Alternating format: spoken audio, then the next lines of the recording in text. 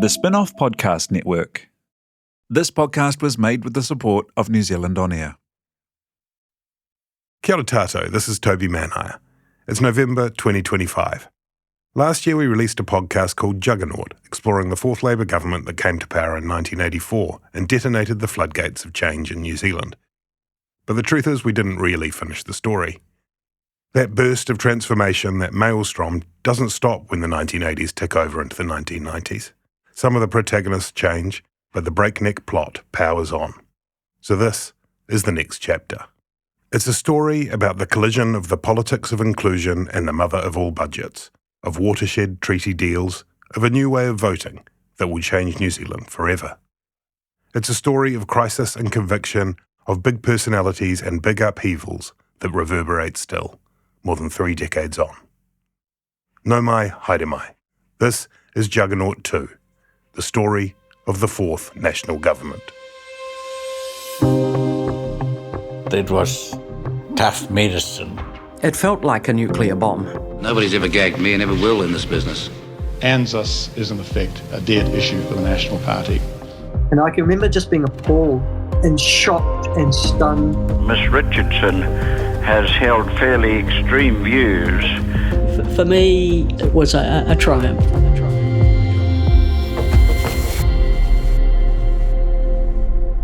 Episode 1.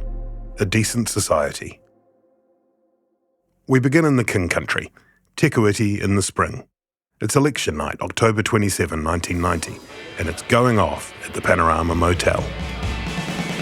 Here's Rob Eaddy, Jim Bolger's long-serving Chief of Staff. We had a few beers and Joan brought out the ukulele and we had a bit of a sing-song and it was just a great convivial night. It really was. The Prime Minister-elect, Jim Bolger, and his wife Joan, and an inner circle of family, staff and volunteers are celebrating a landslide victory. It's Joan on ukulele and Jim on vocals.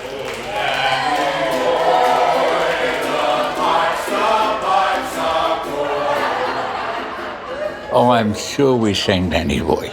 I mean, we sang it at any excuse we had. When Joan would have been playing the ukulele, yes, she was playing back then.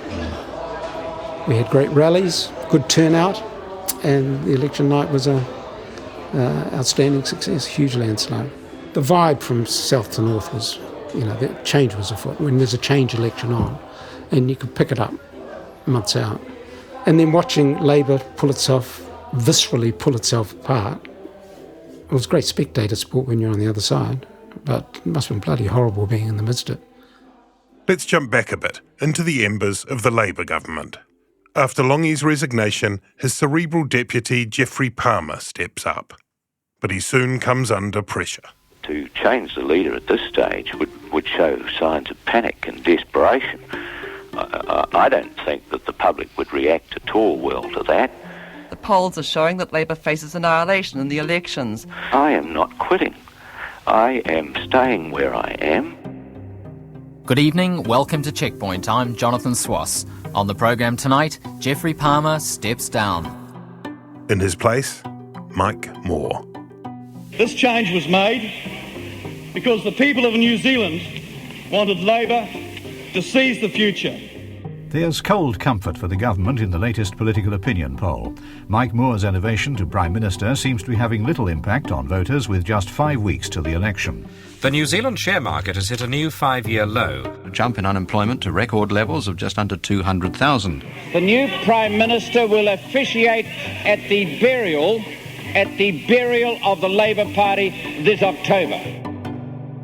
As the government sputters on after the Longy Douglas implosion and the stock market crash, the national opposition has been piecing itself back together.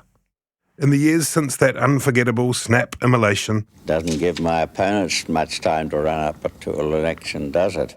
The National Party has sought to reset as a reliable centre-right outfit, post-wage price freeze, post-think big, post-Muldoon. Muldoon had been replaced as national leader by Jim Macleay, who was in turn replaced by Jim Bolger. An experienced MP and former minister, he'd established himself as a conservative pragmatist, a committed Catholic, a practical man, the son of Irish immigrants. He'd left school at 15 to work the family farm. At the 87 election, however, Bolger and National failed to unseat Longy and Co. One of their crucial weaknesses? Nukes. You can vote for our opponents to go back to nuclear weapons, or we can stay nuclear free. It's as simple as that. Wouldn't that be a marvellous choice for the whole world to make? This is hyperbolic stuff. The ad is peppered with dozens of atomic detonations, mushrooming into the atmosphere. But the party's stance on nuclear ship visits is definitely costing it votes. Be there for a nuclear-free New Zealand. Be there with Labour. The only thing I remember of that presentation that I gave was I just finished it up by saying, "Don't nuke yourselves in the foot again." This is Michael Wall. A founder of Colenso, he'd been making ads for National since the 70s, including the infamous cartoon Dancing Cossacks of 1975. One day, the government could wind up owning literally everything. And you know what that's called, don't you? In the lead-up to the 1990 election, at the twilight of the Cold War, Wall addresses a caucus retreat in Queenstown. And I was really surprised because, okay, I shouldn't have been doing it. Should have been telling them what to do, but that was where I stood, you know. And I got applause. And I think that was part of why Bolger firmed up on that. National's deputy leader at this point, and their defence spokesman, is Don McKinnon. Does he remember today Michael Wall's nuclear slideshow to MPs? Very much so. And as soon as he said it, I thought, boy, that's going to shift a whole lot of people. And it did. Shifted a whole lot of people. My pitch was clearly, let's clearly divide. Let's do what Longy tried to do with George Shultz, the American Secretary of State. Let's divide off nuclear power, nuclear propulsion from nuclear weaponry. And I think we could do that. I think if we had had a policy of dividing that, we could have still won the 1990 election. But it would have been maybe too sophisticated. But I certainly took on board Michael Wall's comment about the mushroom clouds. The Leader of the Opposition, Jim Bolger, confirmed today that a national government will leave in place the legislation banning nuclear-armed or powered ships from New Zealand ports. This means National can't accept the United States, neither confirm nor deny policy, the rock on which New Zealand's participation in ANZ is founded. And the Deputy Leader of the Opposition, Don McKinnon, today offered his resignation as Defence spokesperson. I have, as you know, very strongly retailed the view around the world in various countries, to various envoys in Wellington, to all members of the armed forces in New Zealand, that the National Party would be returning or resuming full contacts within the ANZUS relationship. That is now no longer possible. ANZUS is in effect a dead issue for the National Party.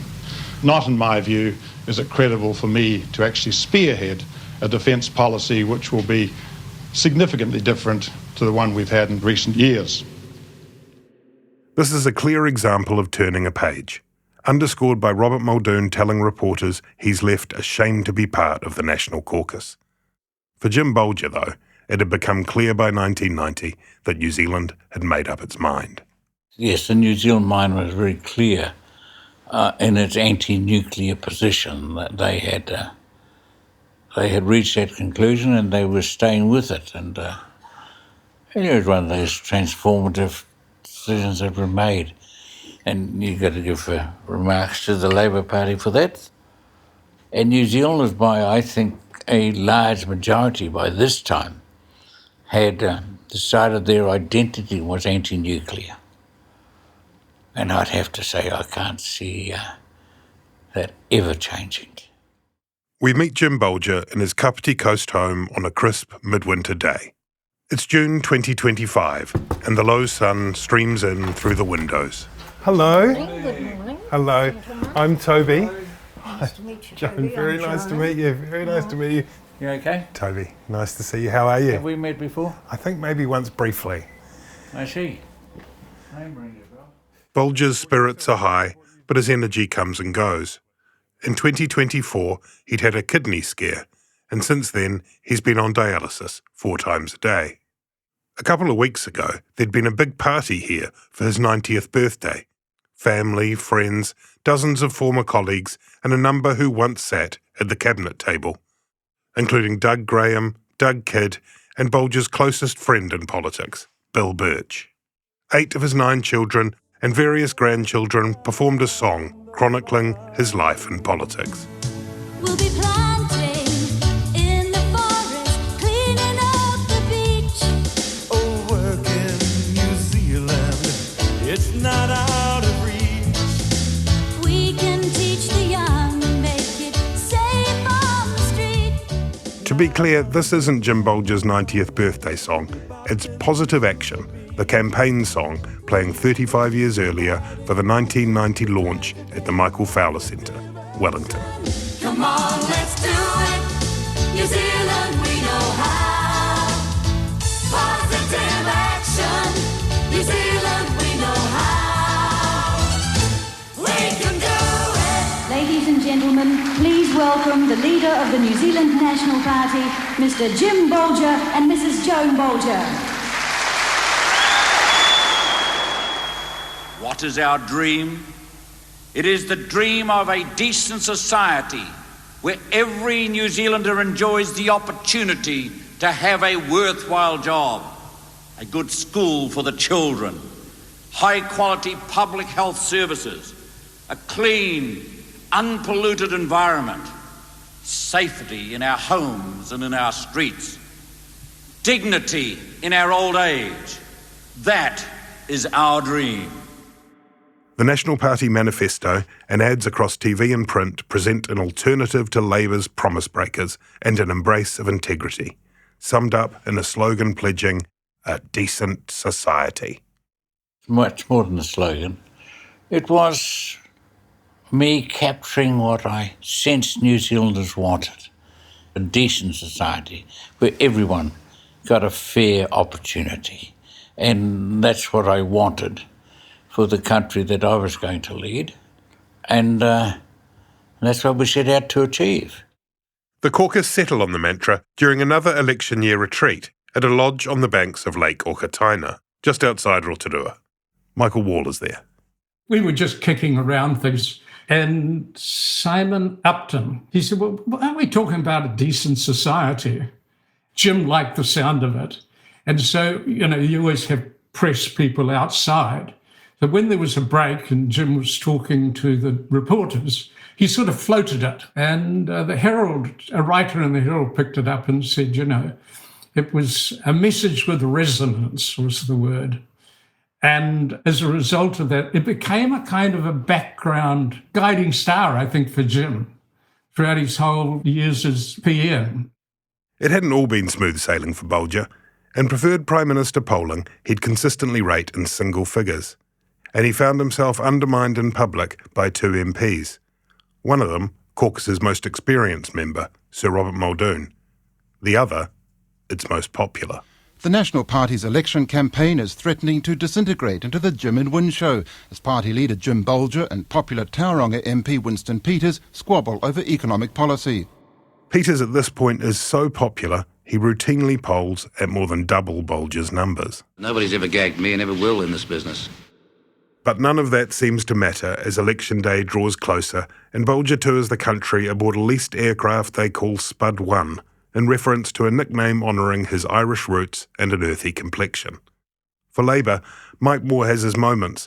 At one point, a reporter detects signs of Moore mania in Wainuiomata.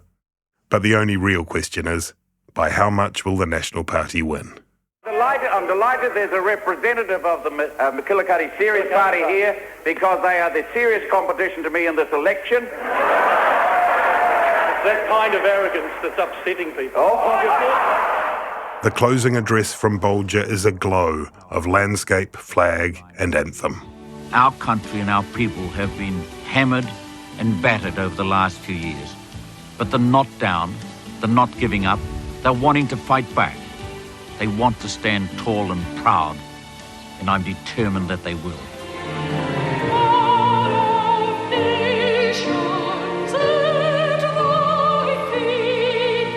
We can do it, New Zealand. Together, we can do it.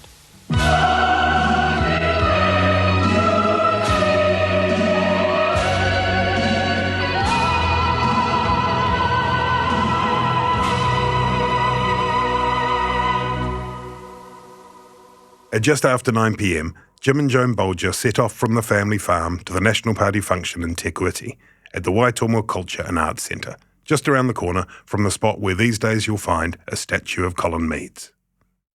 They arrive at the hall accompanied by bagpipes. At one point, a grinning Bolger pops on a straw boater emblazoned with the previous election slogan, "Let's get New Zealand right." Here's how it's announced on Radio New Zealand. A change of government for the country tonight, with a landslide victory for the National Party, who are expected to have about 60 MPs in the new parliament. Prime Minister Mike Moore has conceded defeat, and he's ringing opposition leader Jim Bolger to tell him. Mike, good evening. I'm just ringing to congratulate you and Joan. You've got the country, you've had a tremendous result from your point of view. I wish you well. Moments ago, I had a very generous concession from the Prime Minister Mike Moore, and I want to thank him for that. Going off that, I want to put behind the divisions of the last few weeks, the challenges, the taunts, the accusations, all of those things that unfortunately are part of an election campaign. In keeping with the theme of inclusion and decency, Bolger tenders apologies to two people. One to a heckler's mother he'd slighted on the campaign, and the other to union leader Ken Douglas, whom he'd accused of being a communist.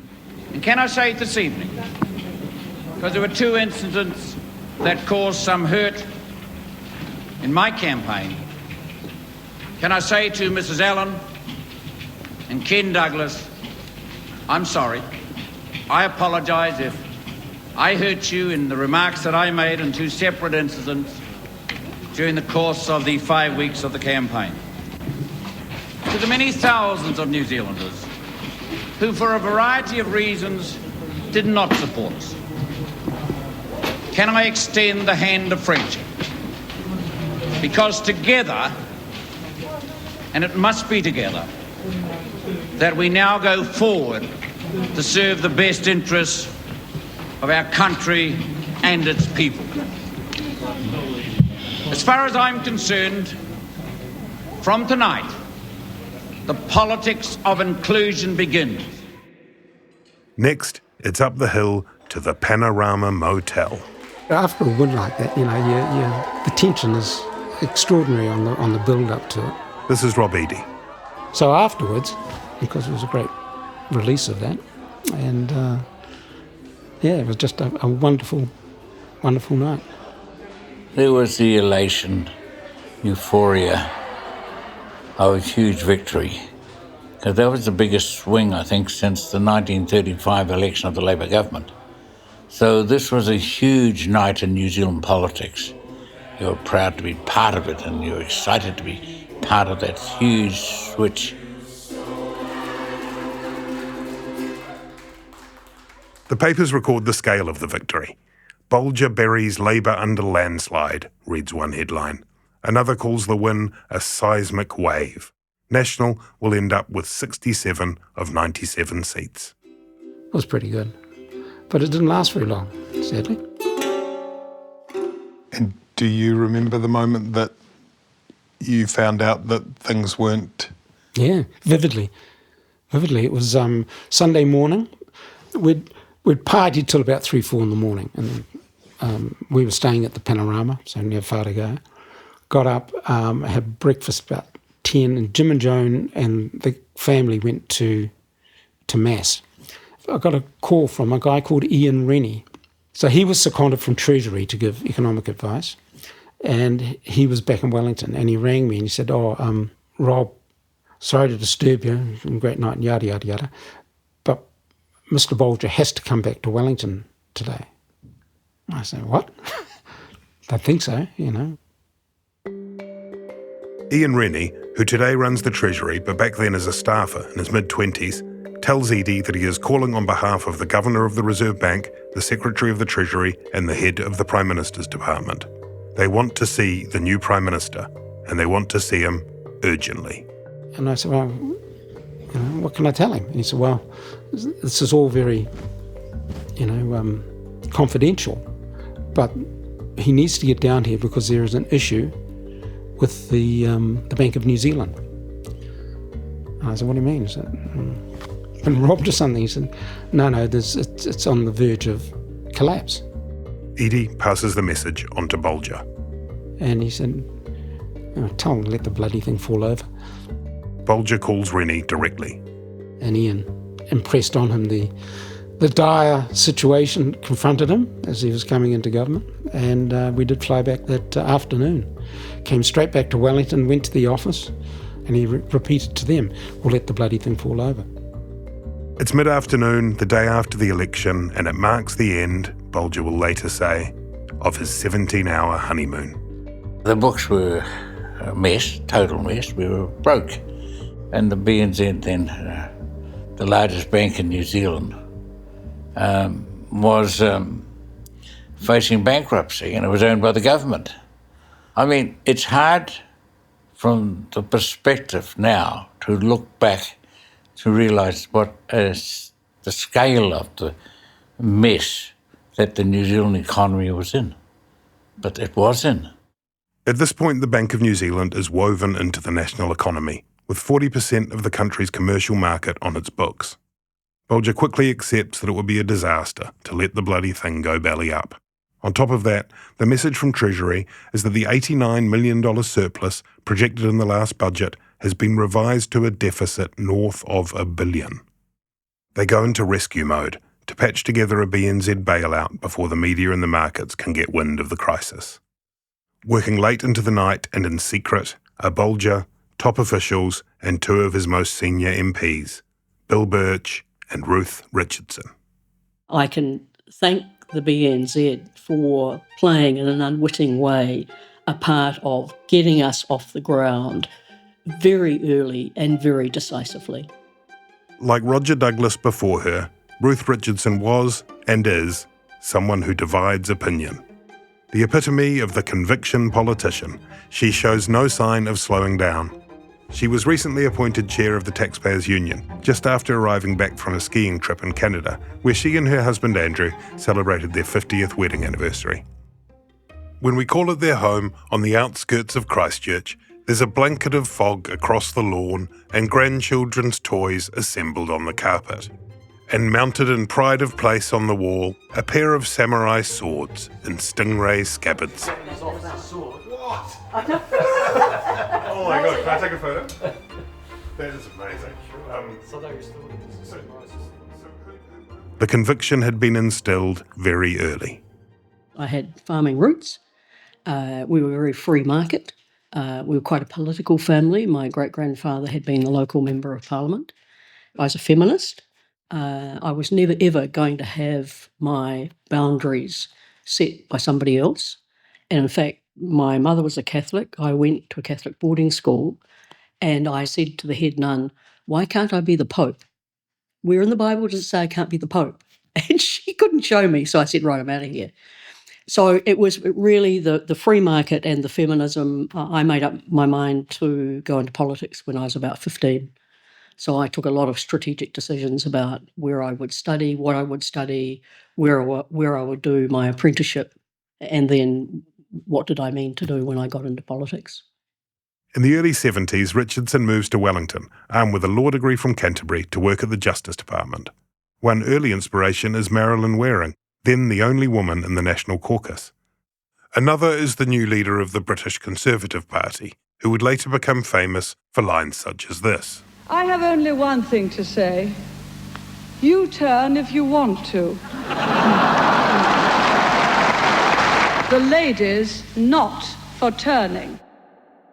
I went to the first speech that Margaret Thatcher made when she became the leader of the opposition. This is 1975. She came to Wellington and she talked to the foreign policy establishment, and I snuck in after work. And she talked about the evil empire and the Soviet Union. And everybody around was horrified that she was so confrontational, so front-footing her views. I mean, I was the only one in the crowd that was cheering. At that time, the tide was starting to turn against the Keynesian view that you just pumped up monetary policy and you spent like there was no tomorrow of public funds. And in the Beehive, embodying the party that runs in her blood, is Rob Muldoon. We don't need the advice of self-appointed experts, the intellectuals of this country, to tell us that we want a new society. I went into politics to bury Muldoonism, literally. That was my mission. When Richardson is elected in 1981, she sits in the front row of caucus. Muldoon calls her that beady-eyed little lady. So when I arrived in caucus, we had a majority of one. That was just fantastic leverage. So Muldoon's first question to all of us was, what have you come to Parliament for? Girlie, I said, I've come to defeat inflation. Oh, what do you really want to come? I said, I've come to defeat inflation. And my first demand at the first caucus meeting was, show us the box. He said, no. I said, oh, that's, up to you. But if you want my vote for confidence in supply, I need to know what we're dealing with. So I alone, of all of that caucus, got authority. I went up to the 9th floor. I got access to all of the Treasury books. I was not able to copy anything, so I took copious notes. And I knew from my extensive study of what the Treasury was telling Muldoon at the time, I knew that we were in for disaster, economic disaster. In 1987, Richardson mounts a challenge for the national deputy leadership. One chap changed his mind in the caucus on the day. I thought I had the numbers. How do you know it was so close, the vote? I know. I know the person who changed his vote. Who's that? Ross Moran. By getting so close to becoming his deputy, Richardson has sent Bolger a message about the mood of the caucus. It meant that I had sufficient leverage to seek the finance role and, more importantly, see Muldoon kicked off the front bench and to see colleagues who really believed, like Simon Upton and Jenny Shipley in particular, installed in positions of prominence in the party. As finance spokesperson, Richardson propels National towards the economic right. She throws her weight behind Labour's Public Finance Act and an independent reserve bank focused on inflation. Ruth Richardson is still in the economic kindergarten, unfortunately. Muldoon does not go quietly. And she picks up these simplistic ideas from books and comments and boardroom lunch tables without understanding them. On Reserve Bank independence, caucus support is no done deal. When it came to the vote, I had good luck. My economic advisors were listening because the caucus room was next to where my offices were. So they were listening to what was going on with an ear cup to the wall, literally, like in the movies. And I had the great good fortune that Muldoon was absent that day. I think he was in hospital. I didn't wish him ill, but it was, serendipity. And I took advantage. I mean, I made the case for Reserve Bank independence on the merits, and history will record that some of the two most vociferous opponents were Bolger and Birch. It was a close-run thing. Winston, of course, he was opposed to it, all the usual suspects, but we won the day. And if she'd lost? I would have resigned my finance portfolio, and I would have conducted a major public campaign against Bolger and Birch. 6 months before the 1990 election, Richardson and Bolger set out their vision for the economy. While Jim Bolger concentrated on the general goals, Ruth Richardson focused on the means by which they could be achieved. Ruth Richardson says that the tackling of the welfare state is at the heart of any attempt to rescue New Zealand from economic decline, and she says a national government would redesign it. It was very important for me to ensure that the caucus was behind a coherent program and that we could advertise that widely to the public, to the voting public, so there were no surprises. It's worth just quickly mentioning here that Bolger has made another important promise, a pledge, by his own account with no ifs, no buts and no maybes, to ditch the superannuation surcharge, a mechanism that clawed back dollars from high-earning retirees. On election night, Richardson and her team celebrate the landslide victory at her Canterbury home. We had a marquee out here on the lawn. We had a lot of champagne, and the champagne was still coursing in my veins when I got a call from Bolger to say, we are in big trouble. BNZ is bankrupt. And the Treasury Secretary has rung me to say that there's a dirty big deficit down the track. You better get yourself to Wellington. We had to take some quite drastic steps. It was very fortuitous from my point of view, it has to be said. The fact that we were facing a deficit was, for Bolger, probably not such a big thing, because he and Birch had been part of a cabinet that just ran deficits. It was like some same old business as usual. But he was really affronted by the lack of transparency, as we all were. The BNZ forced his hand. There was no doubt about that. The BNZ was the big dominant issue in his thinking, where he knew that we really had to act, and act in a very swift fashion. The message from Treasury, as contained in the briefing to the incoming government, is stark. If no changes to current policies occur, the financial deficit is likely to rise to 3.7 billion in 91-92 and to 5.2 billion in 93-94. Cutting the deficit would involve short-run costs for the many groups within the economy. But the consequences of not correcting this situation could be very serious indeed.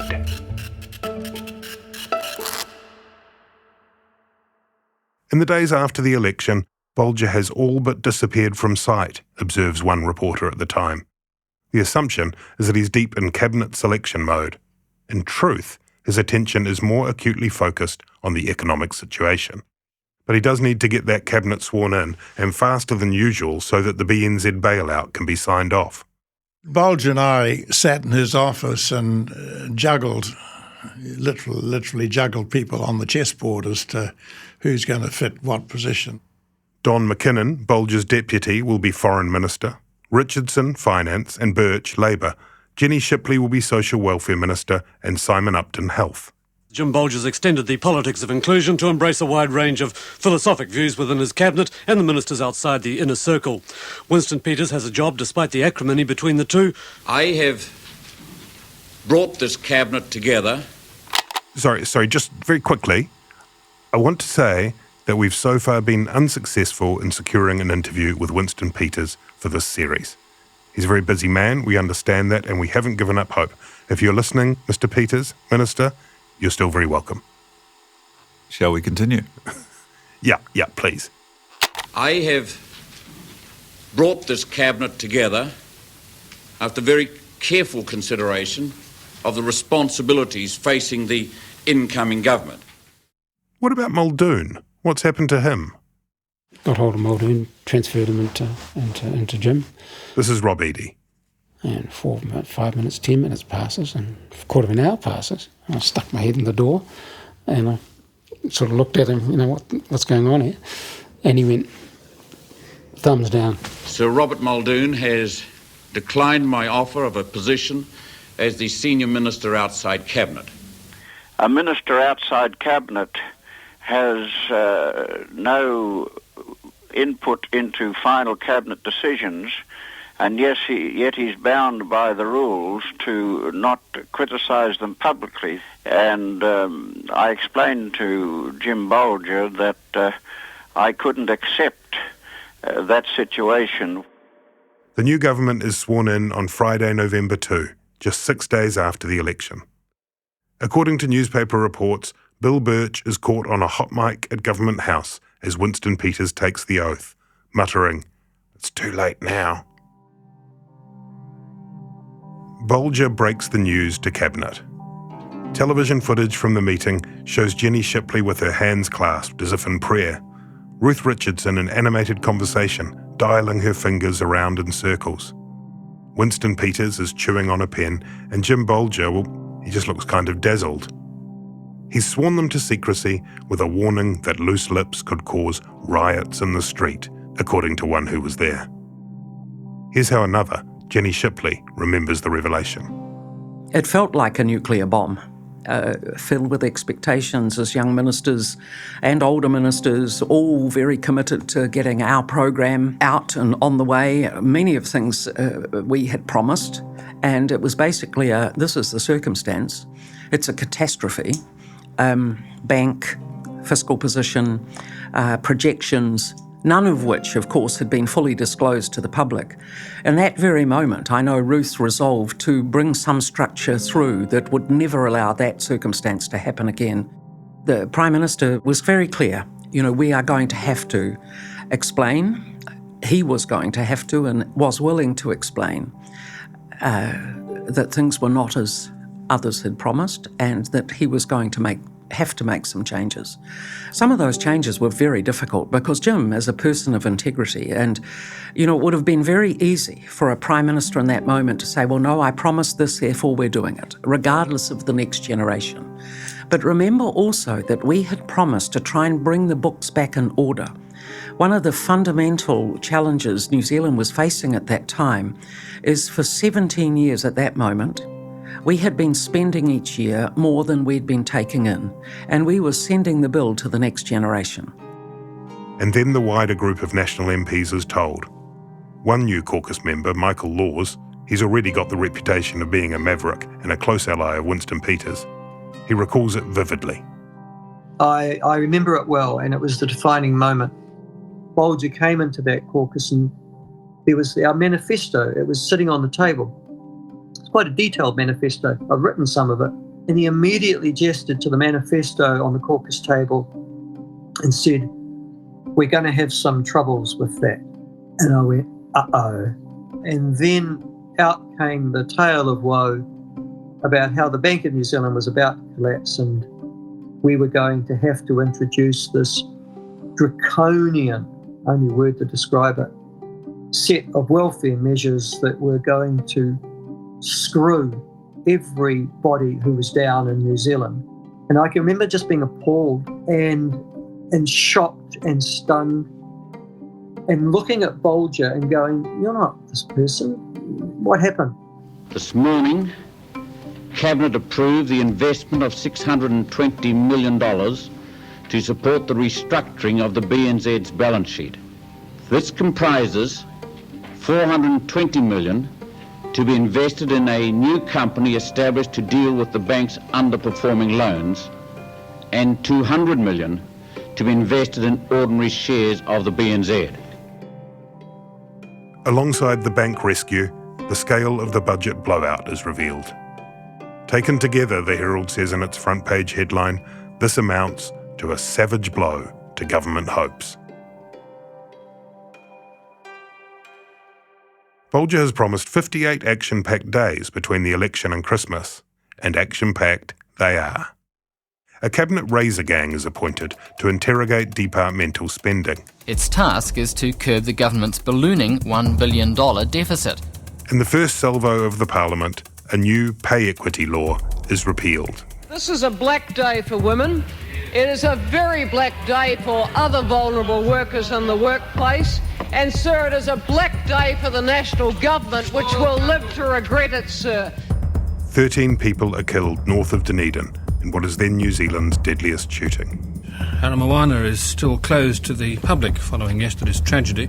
It's an enormous tragedy. It's something that no country can really comprehend till it happens, and New Zealand thus far has always avoided that, and it's now struck us.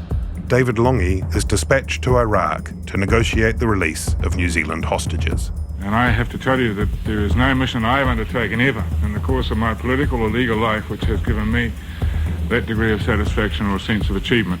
And following Saddam Hussein's invasion of Kuwait, New Zealand backs up US-led forces by sending 2 Hercules and a medical team to the Gulf, prompting protests in Parliament. I've seen many protests in the gallery from time to time, but no, I've never seen anyone abseil over the gallery wall. But of those action-packed 58 days, the new government's biggest day, the most consequential really of its entire tenure, comes less than a week before Christmas, December 19. I recall walking with Bolger into Parliament to present this initiative, and the country really had no idea of the depth and breadth of the sweep of this initiative, and saying to him, this is my proudest moment in my political life. And he turned to me and said, don't say that out loud. So he was a little bit like, we're going to have to do this. For him, probably gritted teeth. for me, it was a triumph. Today's initiatives are a green light for all New Zealanders, signalling the start of a fresh drive for recovery, prosperity and security. In the Economic and Social Initiative, the Fourth National Government sets out far-reaching reforms. The mother of all budgets may be the name people recognise, but that's next year, 1991. We'll come to that. This December mini-budget is where the most dramatic, controversial cuts and recalibrations are set in motion. Bolger steals New Zealand for stiff medicine. It's an austerity package dictated, Jim Bolger says, by the parlous state of the economy. Like the rest of New Zealand, the government cannot go on spending money it does not have. Through these moves, we will increase the rewards, Mr. Speaker, from moving from welfare to work by creating a greater margin between benefit rates and workforce earnings. Welfare is slashed across the board. Labour law reform, the Employment Contracts Bill, is laid out. Charges for GP visits and prescriptions surge. We cannot tax our way out of trouble. The total tax take in New Zealand is already at a historic high. Neither can we continue to live by borrowing other countries' savings as we strive to fund one of the most generous welfare systems in the world. The fiscal policies we inherited would have left to a deficit in 1993-94 in excess of $5 billion. The explicit expenditure savings announced today have effectively halved that deficit. Top income earners are on a low rate compared with most overseas countries. That being so, we will be looking to this group to pay for more of the social services they currently receive free or with heavy subsidy from the state. The opposition, of course, is livid. If they had promised 3 months ago what they announced today, many of them would not be in this House. They need to understand that fairness is not some abstract philosophical concept. The welfare cuts that you have authorised do not sit alongside your continuing, lingering, pathetic commitment to repeal the super surcharge. There's no sign of that promised surcharge scrapping. Instead, Bolger, who had previously declined invitations to bipartisan talks, says this. I acknowledge my part in the failure to reach agreement in the past, but I believe we must try again. Consequently, I propose to call an all-party conference early in the new year to see whether we can achieve agreement on a retirement income policy.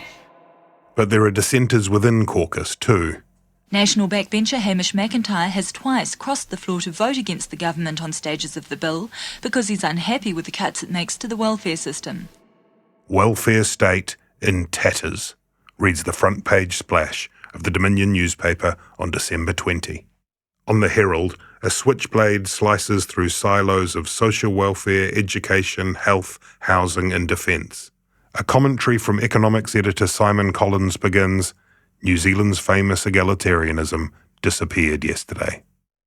A few days after the mini-budget, letters to the editor in the Herald decry the fact that funds had been found recently to create a travelator for MPs going between Bowen House and the Beehive. What a wonderful Christmas present. Here's Rob Eaddy, who had watched it all play out from the Prime Minister's office. The timing was crap. And it was all this almost panic. We have to do it to keep people external to New Zealand supposedly happy. It's wonderful having 20/20 hindsight, but it looked like the leadership level was panicked into it. Ruth did a great snow job, I think, on generating a crisis at a level that wasn't justified. And, some of the measures were very, very harsh. And on the eve of Christmas, it looked particularly nasty.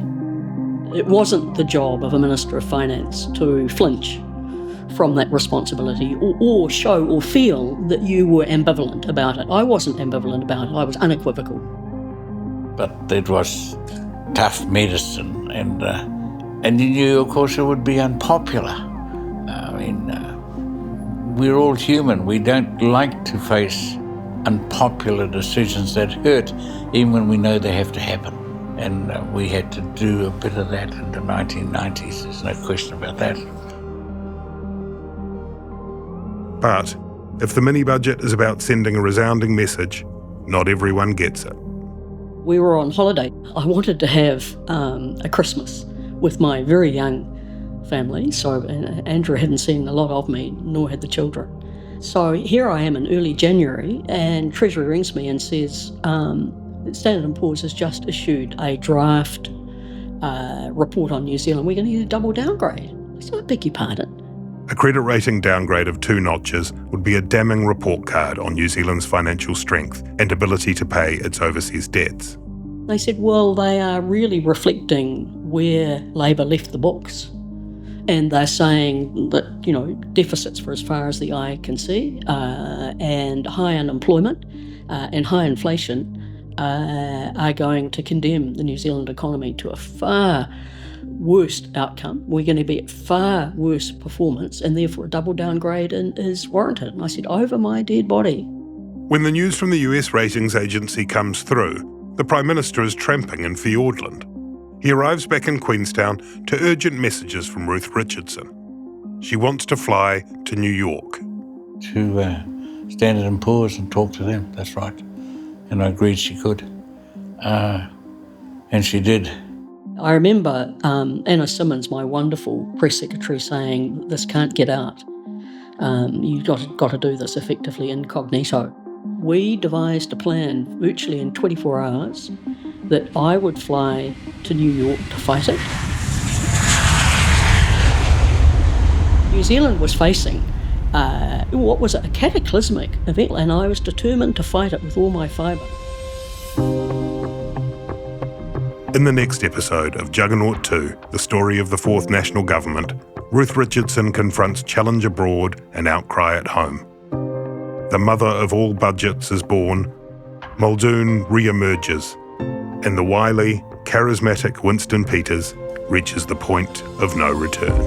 Now, what happens to Winston Peters doesn't matter, but what happens to the people does. New Zealand, our country, will rise out of the ashes of mismanagement and return to shining prosperity. National out! National out! National out! National out! I'm going to fight back against the bastards, there's no question about that. This is going to be the mother of all budgets.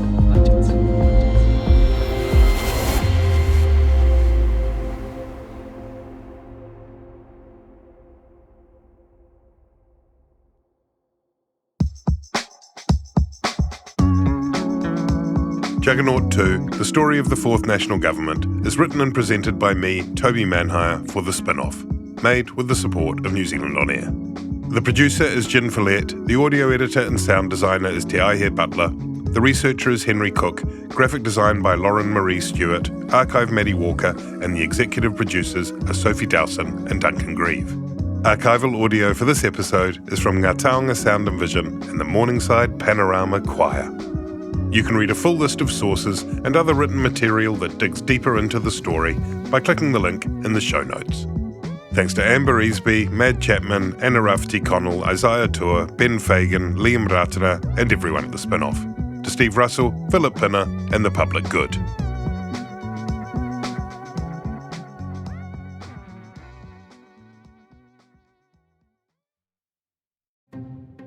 Kia ora, this is Toby Manhire. Thank you for listening to Juggernaut. I hope you're enjoying this series. A lot of work from a small but talented group of people went into making this podcast, and we're extremely grateful to New Zealand On Air for supporting the project. It also couldn't have happened without the support of our members.